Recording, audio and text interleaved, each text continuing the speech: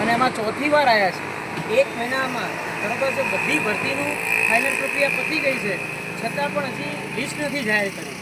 અને 9 થી 12માં એમ કહેવાય છે 10,700ની ભરતીમાં 3500 જગ્યા ખાલી છે, બરાબર છે. તો 3500 જગ્યા સત્વરે ભરવામાં આવે. અને અમે 1-2 માર્ક માટે રહી ગયા છીએ. હકીકતમાં અમે રહી નથી ગયા, પણ સરકારની જે ખોટી નીતિ હતી, મતલબ કે સીટ ફાળવણી 2 સીટો થઈ, ઘણા લોકો 11-12માં લાગી ગયા હતા, 9-10માં વળી પાછા રિપીટ ગયા અને બીજી સરકારી પરીક્ષામાં પાસ થયા હતા, એવા ઉમેદવારને પણ ઓર્ડર ફાળવવામાં આવ્યા છે. એટલે આશરે 3500+ જગ્યા એ ભરવામાં આવે. અને જૂના શિક્ષકો એ કાયદેસર તો ભરતી જ ન કહેવાય, કેમ કે જૂના શિક્ષકો છે ને એનો પગાર સરકારી ખાતામાં પડતો હતો, બરાબર છે. આચાર્યની ભરતી જ ન કહેવાય, આચાર્યો બધા લાગેલા હતા નોકરીએ, બરાબર છે. તો મૂળ એ આચાર્યની જગ્યા હોય, જૂના શિક્ષકોની જગ્યા હોય.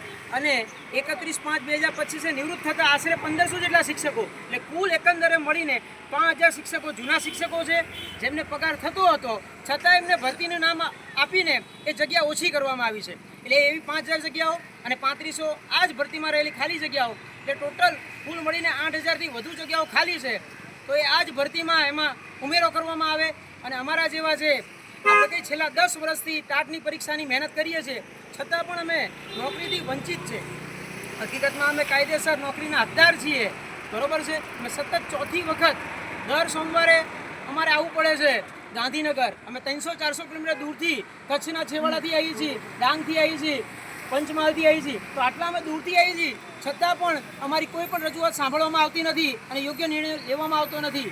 એટલે અમે એક જ રજૂઆત કરી છે કે અમારી બધી રજૂઆતને સત્વરે પૂરી કરવામાં આવે, એવી આશા અને અભિલાષા સાથે હું આપણા મુખ્યમંત્રી સાહેબને એ જ કહેવા માગું છું કે તમે પણ એકવાર મીડિયામાં કીધું હતું કે રોજ શું ટાટના પ્રશ્નો, ટાટના પ્રશ્નો, પણ સાહેબ હજી આ ભરતી અમે પરીક્ષા આપ્યાના 2.5 વર્ષ થવા આવ્યા છે, છતાં પણ અમે ભરતીથી વંચિત છીએ.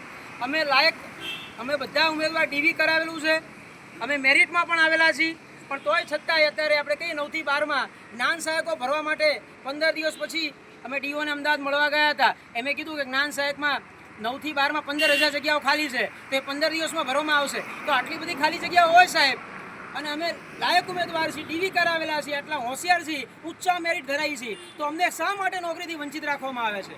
આટલી બધી જગ્યાઓ ખાલી છે, તો એ ખાલી જગ્યા કાયમી શિક્ષકોથી ભરવામાં આવે. માત્ર 11 મહિનાના જ્ઞાન સહાયકને આપણે વૈકલ્પિક પણ હવે એવો સંકલ્પ કરીએ કે અમારા જેવા જે હોનહાર વિદ્યાર્થીઓ હોય એને કાયમી શિક્ષક આપીને આપણે 11 મહિના નહીં પણ 25 વર્ષનું બાળકોનું ભવિષ્ય વિચારીએ અને બધાને નોકરી મળે, એવી આશા અને અભિલાષા સાથે અમે દરેક અઠવાડિયે આવીએ છીએ. અને આ 4થી વાર અમે આવેદન આપવા આવીએ છીએ. યોગ્ય તમે આમાં ઘટતું કરશો સાહેબ, અને ઝડપથી નિર્ણય લો. કેમ કે અમને એવું હતું 1500 શિક્ષકોની ભરતી હતી અમારા ગણિત વિજ્ઞાનમાં, તો અમારો 1200મો નંબર હતો. તો અમને તો એવું જ હતું કે અમે નોકરી લાગી ગયા છીએ, છતાં પણ અમે નોકરીથી વંચિત રહી ગયા. કારણ કે જૂન, જુલાઈ, ઓગસ્ટથી અમે નોકરી નથી જતા. પ્રાઇવેટમાં અમે અમારું મતલબ નોકરીનું કીધું હતું, છતાં પણ અમે ના પાડી, કેમ કે અમે કાયમીમાં લાગી જવાના છીએ. આજે અમે બેરોજગાર, બેસહાય, બેબુનિયાદ એમ બેઠા છીએ. તો તમે અમારી આ નમ્ર અરજ છે કે અમને ટૂંક જ સમયમાં આ બીજો રાઉન્ડ અને જગ્યા વધારો આપીને અમારી જે આશા અને અભિલાષા, અને અમે વર્ગખંડમાં જઈને જે શિક્ષણને વેગવંતું બનાવશું. અને દરેક બાળકો, ચલો અમે તો પ્રાઇવેટમાં નોકરી કરી લેશું, પણ આવા 30,000 જેટલા શિક્ષકો ખાલી હોય તો 30,000 ગુણ્યા 1 વર્ગખંડમાં 60 બાળકો વિચારીએ તો એ 18 લાખ બાળકોનું ભવિષ્ય, અને એ બાળકો ભવિષ્યના વોટર છે. તો એ પોતે સારું ભણેલા નહીં હોય તો શું સમાજને જવાબ આપી શકશે? એટલે બાળકોનું વિચારીને તમે સત્વરે નિર્ણય લો, એવી અમારી આશા અને અભિલાષા છે.